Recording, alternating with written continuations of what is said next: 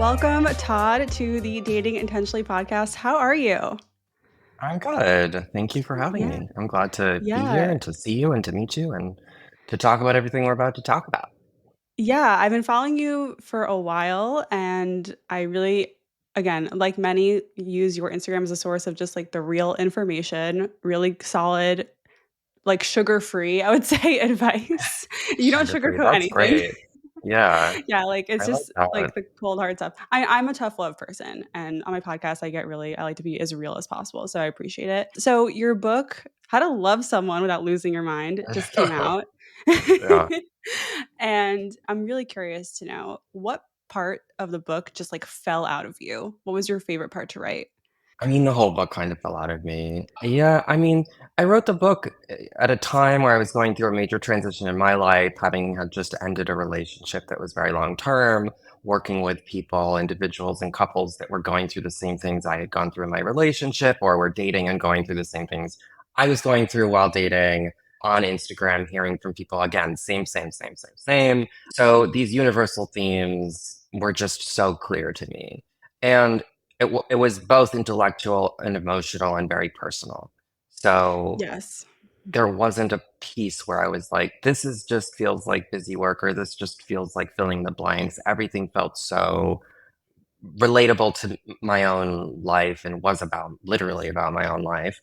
So a lot of it did just fall out, That's awesome. I mean, which I is why I enjoyed the process so much, is it was really therapeutic and helpful for me to That's work through some of amazing. my own challenges. So would you say then the harder part was more like having to work through stuff as you were writing it versus like getting it on the page? Yeah, that was the hard part. The hard part was I was writing about my ex and my family at a time when I was going through things with my ex and my family. So it was like, on the one hand, I was trying to like get the fuck away from it and escape it and like not think about it, but I had to think about it. I had to write about it. I had to obsess about it and reread it. So that was Yes. really hard. And like then I would go out to dinner with friends after spending like 4 hours revisiting my traumas, and I would be in a completely different planet.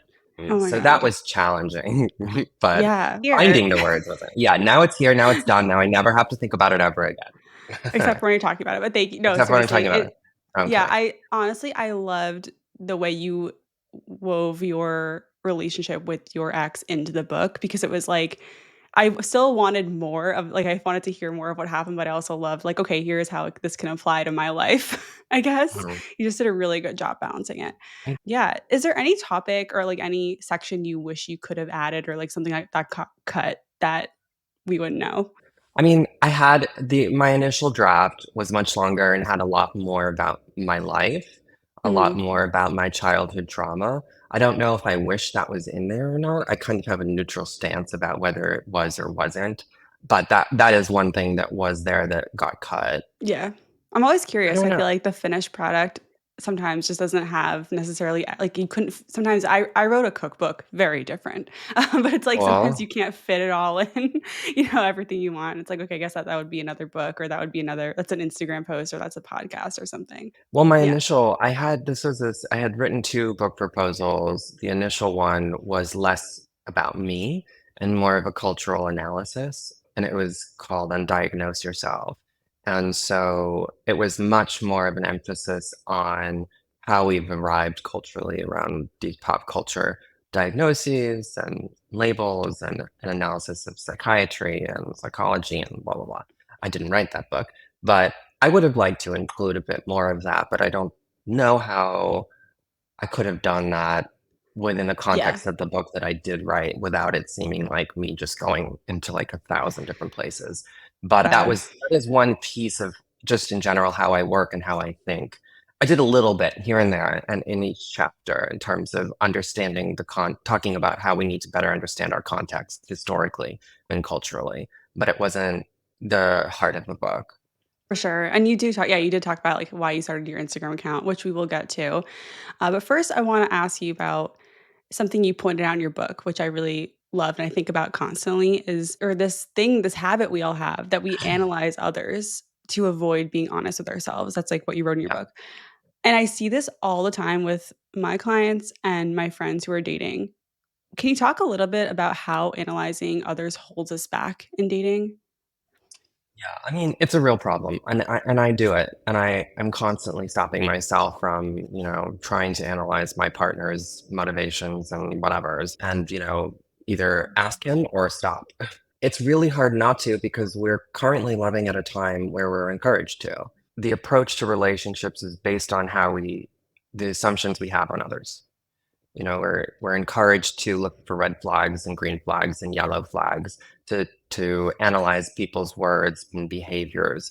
We have slogans and sayings, if they wanted to, they would. Actions speak louder than words, that Mm, really are part of our social fabric to the point where they're almost morals in terms of how relationships and datings should be. So it's not some individual failing, it's just a collective approach to relationships, is that unfortunately it is less focused on ourselves and more focused on they did this to me, they're a narcissist, they did this, I wonder why, maybe it's because of that, as opposed mhm, to developing a better connection to ourselves, our own stories, our parents' stories, our identity, our experience, our feelings. And so what happens is when we analyze someone else, we're not thinking about ourselves when we're thinking about they did this to me because fill in the blanks, we're not thinking about I was really hurt. It made me feel sad. It triggered this wound connected to my mother or connected to last year when this person, which connected to mhm. my mother. We're not connecting to our story. Fundamentally, we're disconnecting from it when we're connecting to somebody else's. And we don't even know if we're connecting to their story, because it's all based on assumption and our own projections. Right. So the analysis that we're doing of other people is just unproductive on so many levels. And Yep. what I would say though is like, the curiosity that is behind the analysis is huge and great, but Mhm. you have to use that curiosity with the other person. you know you have to ask them, and if Right. in the Okay. absence of that ability, then it's useless. When you say asking, it's like in an early dating context, like when you're just getting to know someone and you're like, "Wow, they didn't text me back," or whatever you're trying to analyze. It's like, do you ask someone like, "Hey, why didn't you text me back?" That feels so weird. Yeah, I mean, look, the texting thing is so awkward and so strange Yeah, and weird. It's an aspect of our modern relationships that's yet to it's be so new. Yeah. normalized in a way where people are like, so what's your texting style? Because everybody has a very different style. And I think texting's become a really big problem, especially in early dating. But yeah, you have to talk to the person and Mhm. say, have a conversation about texting, just like you would about spending time together or physical Right. affection or sex. I think the challenge is that people feel silly or stupid around their Yeah. preferences for texting. And so they avoid or they try to bend or change themselves to better fit how they're assuming the other person wants to text. But Yeah. yeah, instead of analyzing why they didn't text you back or why they took so long or they're avoidant or they're whatever, you can just have a conversation and say, can we talk about texting? I'm someone Mhm. that texts a lot. Sometimes I get the feeling that, you're not.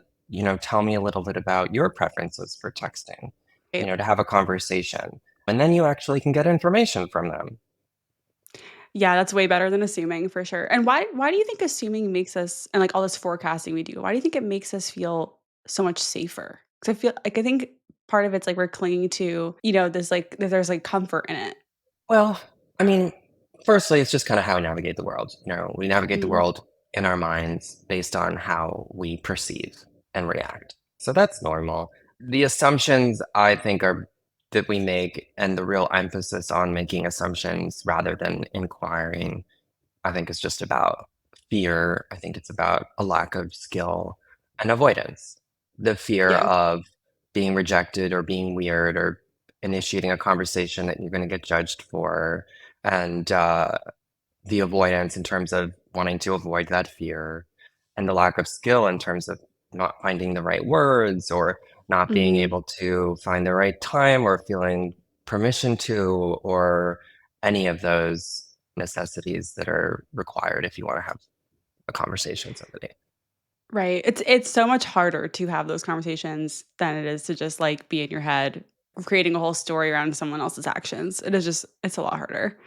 We got to It do was it. actually the other way around, and this is something that I learned in therapy. It's actually harder to be in our heads. It's harder Mm, to to live off of assumptions and spiral and obsess and that's torture. That's actually suffering. It's a lot easier to simply just say, hey, what's your texting style? Yeah, It's totally. much less work. Then you don't have I to used to spend a do whole that. week being Yeah, like, why didn't they text me back? What do you think? And then yeah, ask all your friends and then have a million conversations about it. Everybody except the person that didn't text you back. It's right. so much easier to just day one be like, hey, notice that this happened. Then you have 6 days where you're freeing your mind of having to obsess about why someone didn't text you back.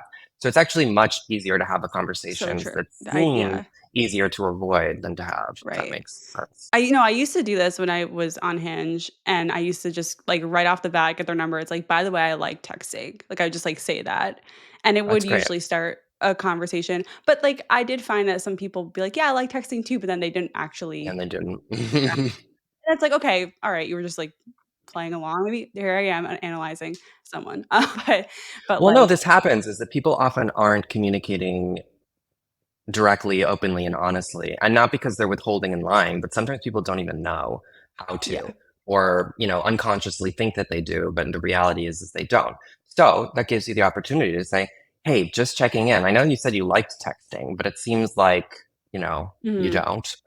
Yeah. Can you clarify? Or like maybe you didn't realize that when I said I like texting, that means good morning and good night and like checking in and talking and having an ongoing conversation rather than just like texting me at 9 p.m. being like, how was your day? Yeah. And because for everyone, texting means something different. Right. So listeners, you heard it here first. You gotta have these conversations, like, even if it feels silly or weird or, like, over the top, it's gonna save Yes. you your Yeah. sanity. So when okay, let's just say I'm dating and I'm noticing myself, making assumptions about why the other person hasn't asked me out yet or why the other person, was trying to make it all sexual, but I'm not ready for that. Like, we have an amazing first date and they're not asking me out, or we had an amazing 6 weeks of dating and they haven't asked me to be their partner or whatever. Like, just something where it's like, I'm starting to analyze their behavior and starting to make all these assumptions. What's a way to stop myself in my tracks? First, we want to understand, well, what's happening? What are Mm, you responding to internally with these questions? And that's usually anxiety and fear and insecurity and vulnerability. And so the fear is they don't want me, I'm being rejected, we want different things, it's not going to work, etc. I'm going to be alone, fill in whatever blanks, describe your story. But then, again, you have to do the work of engaging. right. There's, Okay. in terms of the work we can do ourselves, that work is developing awareness and connection to ourselves. So again, identifying the stories behind these questions, what they mean, the anxiety, what that anxiety has meant our whole life, where it comes from, what it triggers, what the wound is about, etc. Do all of that work. But then, secondarily, we have to engage with the people that this is about. You know, talk to them about the texting thing, talk to them about timing of defining the relationship, talk to them about whatever it is that you have a question about. The challenge Mhm. is understanding why so often we feel a lack of permission to have these conversations, why we feel so often a lack of permission to have needs, to want things, to get attached to somebody, why we feel like that's a negative quality to have these conversations, why we don't Mhm. feel empowered to have these conversations. That's really the big questions that we should be asking ourselves because if you're dating somebody and you're curious about the where things are, that's pretty normal. And the capacity to have those conversations are actually very healthy and functional for relationships and necessary. So the question is why, what is the barrier to to those Mm. conversations? Why are we not feeling empowered? Why are we not feeling safe enough to do that? Damn, that is so powerful. Like, and so true. And that's hard. It's really hard because I feel like, I mean, I think back to when I was dating, it feels like a spiral. It's like, oh my God, you're like stuck in this tornado of your own emotion and thoughts. And it's hard to be like, wait, why don't I feel like I have permission? Why don't all these questions you were just saying? It is hard to snap yourself into that type of thinking, but it takes practice. Yeah. So, in your book, you talk a lot about how self-awareness is a big part of improving our relationship satisfaction. I think everyone likes to think they're self-aware, but how can you tell if you are? No comment. Everyone, no, I'm kidding. Everyone does. Some people are, some people actually aren't. And that's okay. And we live in a world and in a culture that, is not necessarily encouraging of that until we ourselves have to say, wait a minute, something's up. I need to figure out who I am. Nowhere along our ride, our journey, in third or 10th or whatever grade people talk about developing emotional awareness. So we're kind of all set up here. So that's the first thing. Don't feel bad about the level Mhm. of awareness you have or the timing or whatever. Doesn't matter. Just do it. But it's important to be self-aware. It's important to reflect and to understand ourselves and to connect with yourself on a deeper level, in a deeper way. And so that includes everything about who we are, childhood stuff, parents, family, sexual stuff, relational issues, social issues, I mean, everything. Right. You want to write an encyclopedia about who you are. Sounds fun. Yeah, it's Yeah, a no. well. Yeah. Yeah, I think about the people in my life and it's like, man, I wish in my head, I'm like, man, I wish you were more self-aware.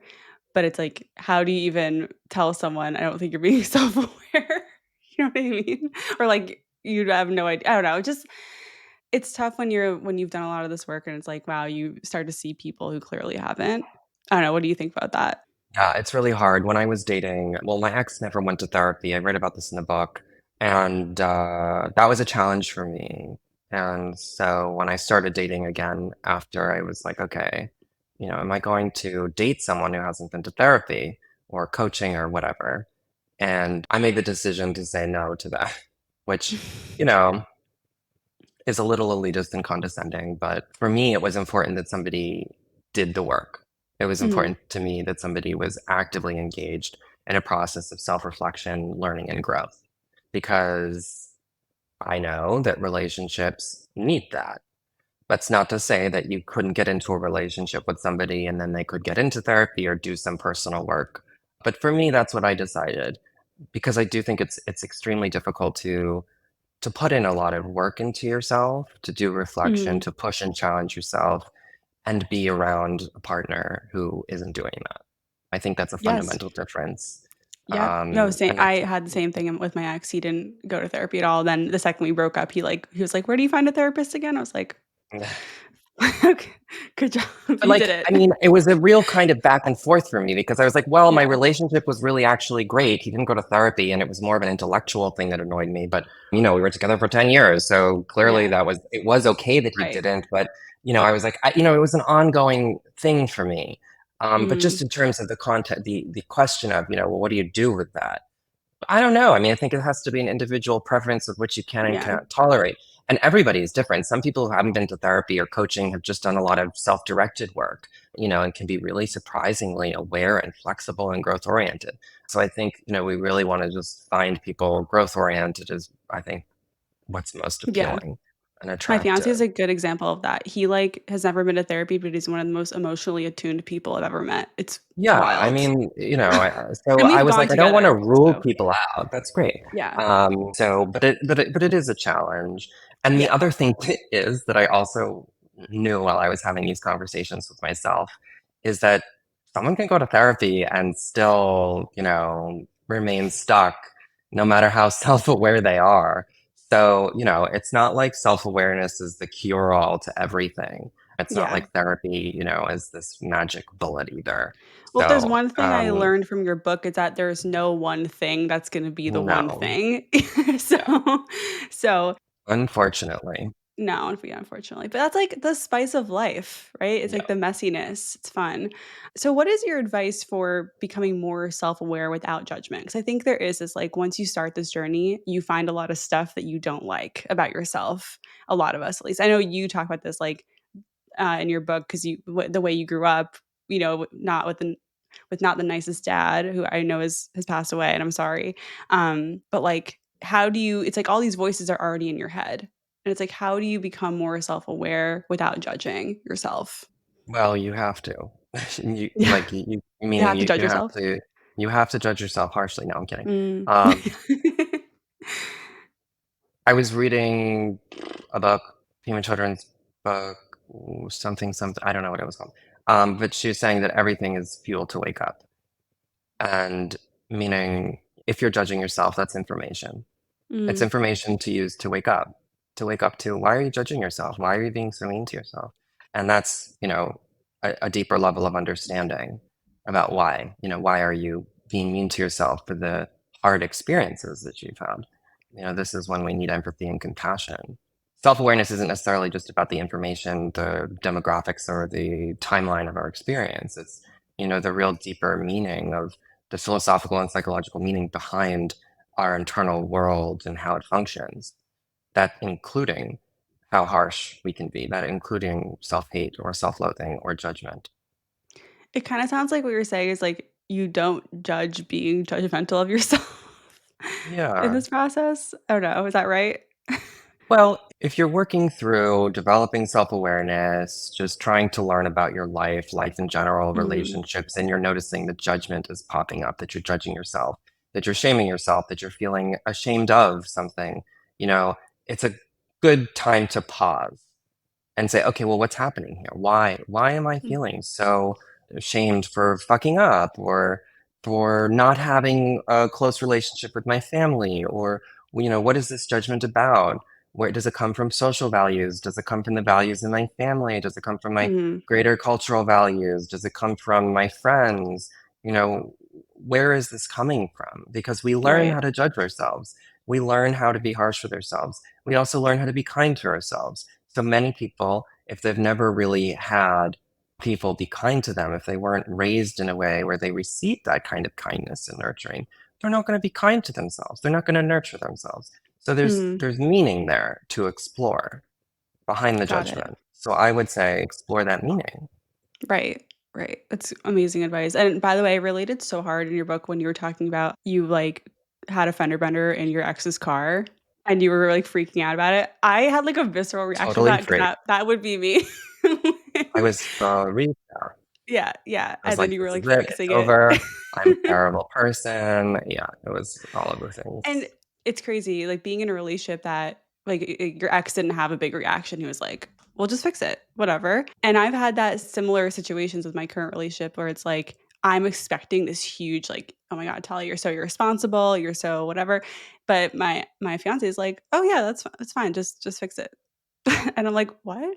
Being with someone who treats me like this is actually changing how I talk to myself, and I think that's just it's the coolest thing. Yeah, it's what is called a corrective emotional experience, where we have these assumptions based on our histories, like with mine, and which is what I write about in my book, is, my father was really, really shaming and was punishing about any mistake I made. So I assumed that my partner would be.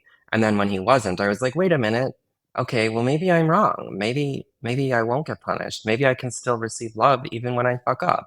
And so that experience of having my partner not make a big deal out of it and in fact express love towards me, that was the corrective emotional experience, where I learned that I could fuck up and still receive love.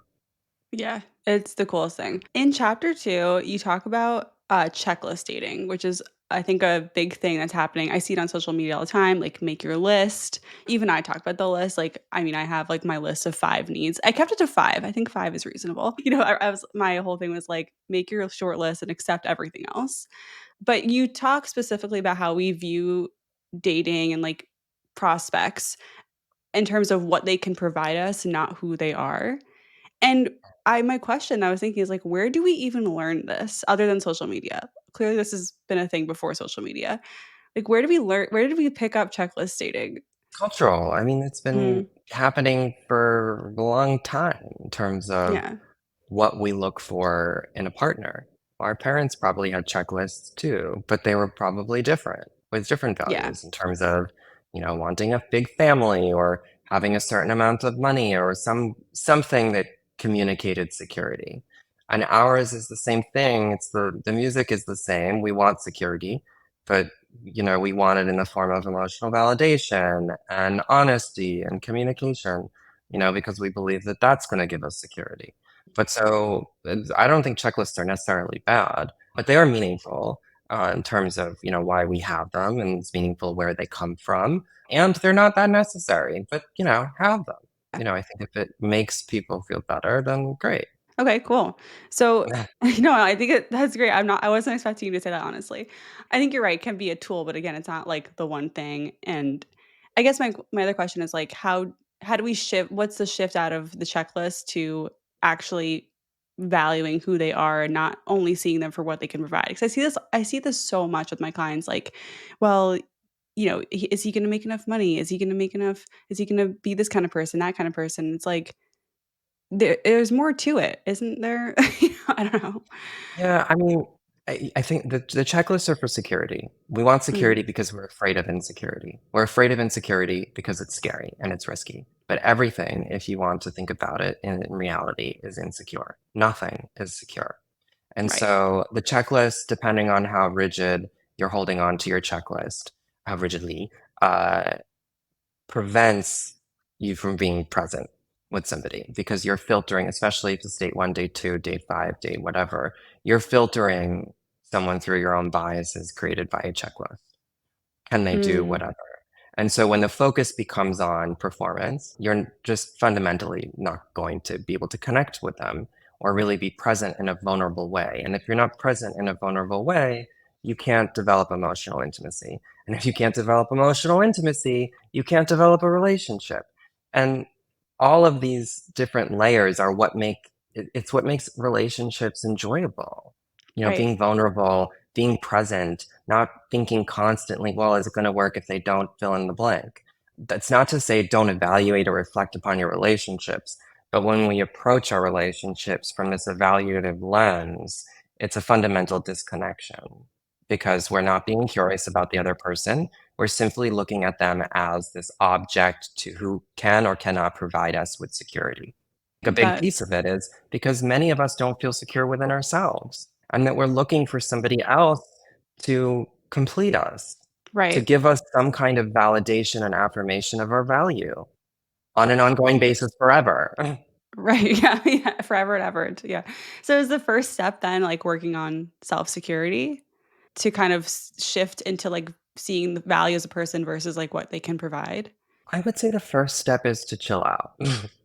um, I think there's so much stuff on social media where it's like love yourself before you love somebody else. Like put yourself first, connect with yourself first, then the other. It's all a lot of anxiety. We're all trying Mhm, to make sense of how to approach relationships while getting hurt in the least amount of possible ways. That's what's happening is we're all really fucking anxious.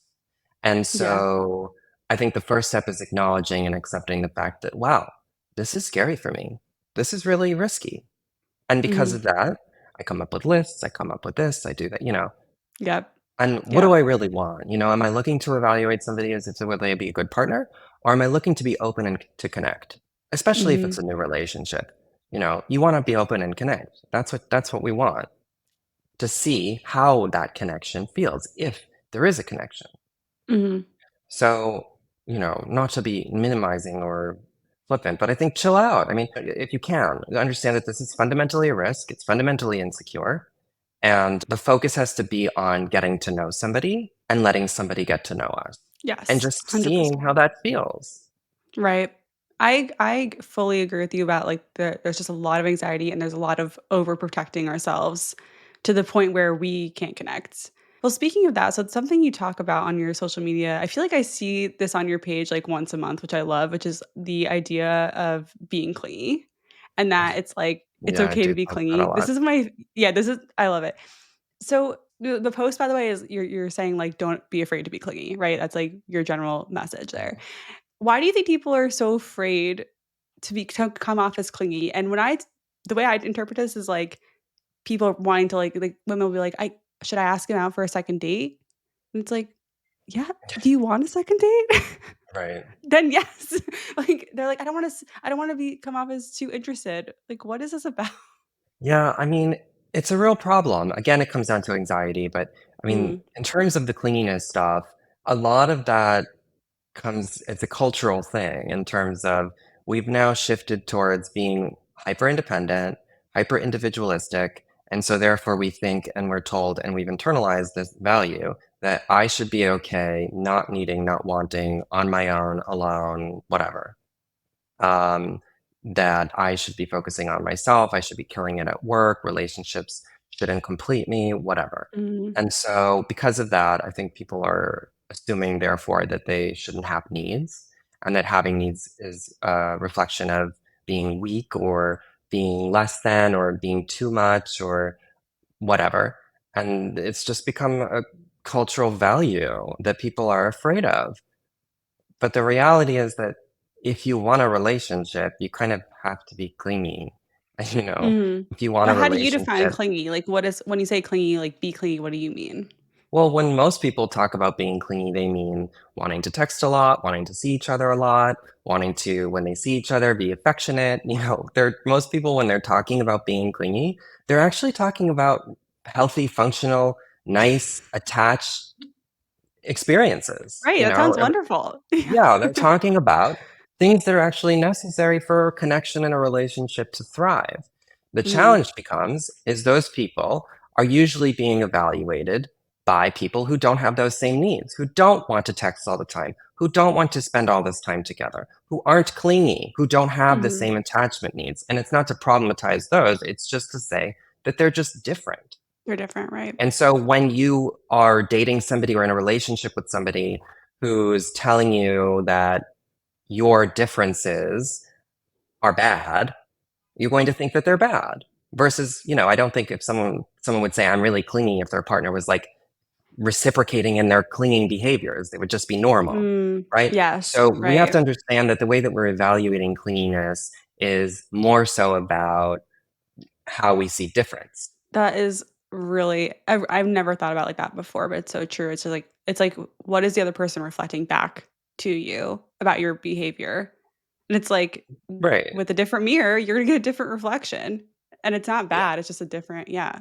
It's Love just it. difference. So, okay, I wanna wrap up with I have a little game that I created for you. Yeah, I love Uh, games. hopefully this will work. So basically, you talk about in your book how like you started your account because there's a lot of nonsense online and you have your page your diag nonsense. So I have this game where I chose 10 pieces of dating advice and you're gonna rate them. There's three categories. There's nonsense, which is the garbage advice. There's the could be fine, like okay, fine. Okay. And then there's the Um, Todd approved. Okay. okay. All right. So there's 10 of them. They're quick. Ready? Great. All right. The first one is growth is acknowledging that you might be the problem. That's fine. That's fine. Okay. So is that could be fine or is that Todd approved? That's approved. We're all the problem. Okay. Todd approved. Okay. Two, if he wanted to, he would. That's nonsense. Nonsense. All right. Yeah. Three, you should date outside your type. That's fine. I would Okay. approve that. Yeah. That was mine. So thank you. Fully. Yeah. That's one of my favorite ones. It doesn't work for everyone. Here's But okay. it's The a fourth really one. important one, though. Yeah. The fourth one is wait 3 days to reach out after a date.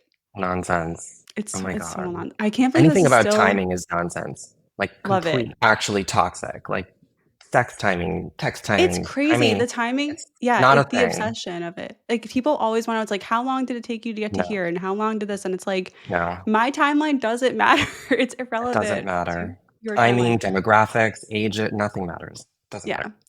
Alright, fifth one. Stop pushing people away by projecting your unresolved trauma onto them. I feel like I wrote that. Yes, I It's yours, approve. yeah. Yeah. It's yours. Wouldn't that be crazy if I said it's nonsense and I wrote I it? knew you wouldn't say that's nonsense because it's yours, Yeah. but that'd be funny. These are real people that I took these, like, right from Instagram. A woman should never have to teach a man how to treat her because he should already know. Anything that's gendered is fucking toxic. Love it. Your Nonsense. part your partner is a reflection of how much you love yourself. Nonsense. Yeah, agree. You attract emotionally unavailable people because you're emotionally unavailable. Just too complicated. It's There's yeah, so there's, like, much. too much It's nuance for I don't that. want to say it's nonsense. I don't want to say Mhm. I mean could be really Right. complicated though. Yeah, agree. You can't build a relationship with someone who won't have tough conversations. Yeah. You can't. Okay. And the last one, never express too much love or interest in them or else they'll get bored. Never express too much love or they'll get bored. Oh my God. That's This is nonsense. I'm telling you, like, I opened my explore page and, like, just started I finding this know, stuff. it's crazy some of this Yeah. stuff. Well, But thank and you then for like there's like playing. a ton of likes and people being like, yeah, Yeah. that's kind of No. scary. It's seriously like, we have to be careful online. I always say like, my approach when I was dating, like, I got out of a 6-year relationship, I hit Instagram, I, like, started doing all this stuff, and my approach was like, "I'm gonna try it all. I'm just gonna try it all." And, like, that was kinda how I figured out what worked for me. But I still think people, like, need to experiment. It's like, don't take everything with a massive grain of salt, just, like, the biggest grain of salt you can find. Well, thank you for Right. playing. My Yeah, last that's question fun. for you is what do you wanna see more of in dating in general? Openness. Openness. Yes. Yeah. Like, openness I to mean, what what? you were saying about date outside your type, like date outside your type, date outside your expectations, date outside the rules, date outside these lists. This is about expecting the unexpected, being open, and that requires being present. So openness and presence. Love it. Todd, this has been an incredible conversation. Thank you for sharing all your insight Yeah. with us. It's been so amazing to talk to you. Where can we find more of you? Yeah, thank you for having me. You can find me on Instagram at Your Dive Nonsense or on my website, toddisbarretts.com, or on my podcast, Our Dive Nonsense. Love it. Thank you so much. Yeah, thanks for having me.